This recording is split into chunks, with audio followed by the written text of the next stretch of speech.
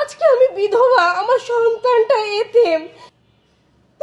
আপনাদের কাছে আমার একটাই চাওয়া, আপনারা, আমরা চাই, আমি মনে প্রাণে চাই আপনাদের দলটা যাতে নির্বাচনে আসে, কারণ আমরা বিগত বছরগুলোতে দেখেছি হয় আওয়ামী লীগ, তা না হলে বিএনপি, এরাই দেশ রক্ষা করেছে এবং এরা পরবর্তীতে যা আসলে আমাদের জন্য কি করবে আমরা জানি না।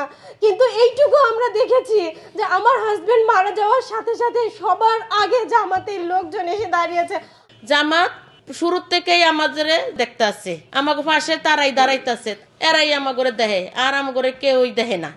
বাড়িতে গেছে, এরা খোঁজ খবর নিছে, এরা যাই দিছে, এরাই দিছে, আর কেউ আমাগরে দেহে নাই। আমি এতটাই আবেগ আপ্লুত হয়েছি, আমি নিজে আমার ভাষা হারিয়ে ফেলেছি। এই শহীদ পরিবারের বক্তব্য শোনার পরে মনে হয়েছে যে সারাটা দেশ আজকে এক বাক্যে বলতে পারতো শহীদদের বিচার চাই, স্বৈরাচারের পতনের পরে যারা অন্যায়কারী তাদের ফাঁসি চাই, তাহলে মনে হয় দেশটা নতুন করে আবার সুন্দরভাবে যাত্রা শুরু করতে পারতো।